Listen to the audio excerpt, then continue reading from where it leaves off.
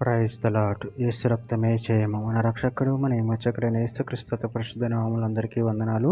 చిన్న ప్రార్థన ద్వారా ఈ రాత్రికాల వాక్యదానం చేసుకుందాము.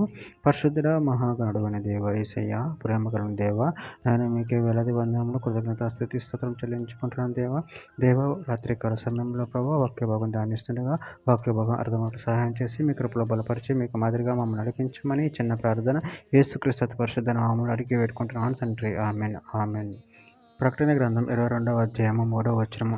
ఇక మీదట శాపగ్రస్తమైనదేదియు దానిలో ఉండదు. దేవుని యొక్కయు గొర్రెపిల్ల యొక్కయు సింహాసనం దానిలో ఉండును. ఆమె దేవుడి వాక్య భాగం దీవించును గాక. ప్రభునందు ప్రియులారా, ఇక్కడ వాక్య భాగంలో గమనించినట్లయితే ఇక మీదట శాపగ్రస్తమైనదేదో దానిలో ఉండదు. దేవుని యొక్క గొర్రెపిల్ల యొక్క సింహాసనం దానిలో ఉండును. అదేవిధంగా వాక్య భాగంలో గమనించినట్లయితే ప్రకటన గ్రంథం 21వ అధ్యాయం 22, 23 వచనాలు, దానిలో ఏ దేవాలయమును నాకు కనపడలేదు. సర్వాధికారి అయిన దేవుడకు ప్రభువును గొర్రెపిల్లయు దానికి దేవాలయమై ఉన్నారు. ఆ పట్టణంలో ప్రకాశించుటకై సూర్యుడైనను చంద్రుడైనను దానికక్కర్లేదు. దేవుని మహిమే దానిలో ప్రకాశించుచున్నది. గొర్రెపిల్లయే దానికి దీపము.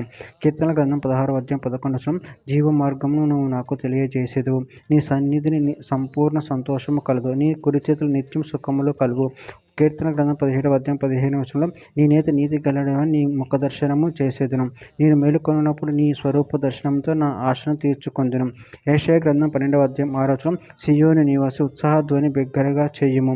నీ మధ్యనున్న ఇశ్రాయేలు యొక్క పరిశుద్ధ దేవుడు గనుడై ఉన్నాడు. యోహాను సువార్త 12వ అధ్యాయం 26వ వచనం, ఒకడు నన్ను సేవించిన యెడల నన్ను వెంబడింపవలెను. అప్పుడు నేను ఎక్కడ ఉందునో అక్కడ నా సేవకుడును ఉండును. ఒకడు నన్ను సేవించిన యెడల నా తండ్రి అతని కనపరచును. యెషయా గ్రంథం 51వ అధ్యాయం 11వ వచనం, యెహోవా విమోచించిన వారు సంగీతనాదంతో సీయోనునకు తిరిగి వచ్చెదరు.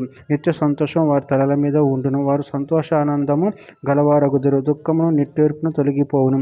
తెస్సలోనికయులకు రాసిన మొదటి పత్రిక 4వ అధ్యాయం 17వ వచనం, ఆ మీదట సజీవులమై నిలిచి ఉండు మనము వారితో కూడా ఏకముగా ప్రభువును ఎదుర్కొన్నట్టుకు ఆకాశ మండలమునకు మేఘముల మీద కొనిపోబడుదుము. కాగా మనము సదాకాలం ప్రభుతో కూడా ఉందుము. చివరిగా ఒక మాట, హెబ్రీయులకు రాసిన పత్రిక 12వ అధ్యాయం 14వ వచనం, అందరితో సమాధానము పరిశుద్ధత కలిగి ఉండటకు ప్రయత్నించుడి. పరిశుద్ధత లేకుండా ఎవడును ప్రభువును చూడడు. ఆమె దేవుడి వాక్య భాగం దీవించిన కాక చిన్న ప్రార్థన చేసుకుందాము. పరిశుద్ధుడ ప్రేమగల దేవ యేసయ్య, మీరు ఇచ్చిన వాక్యదాన్ని బట్టి ప్రభు కృతజ్ఞతలు చెల్లించుకుంటున్నా తండ్రి. మీరే మాకు దీపమును వెలుగునై ఉన్నారు ప్రభు. అందుని బట్టి ప్రభు కృతజ్ఞతలు చెల్లించుకుంటున్నాయినా మీ ప్రేమలో కృపలో మమ్మల్ని నిరంతరం కాచి కాపాడమని చిన్న ప్రార్థన యేసుక్రీస్తు పరిశుద్ధ నామములో అడిగి వేడుకుంటున్నాను తండ్రి. Amen amen.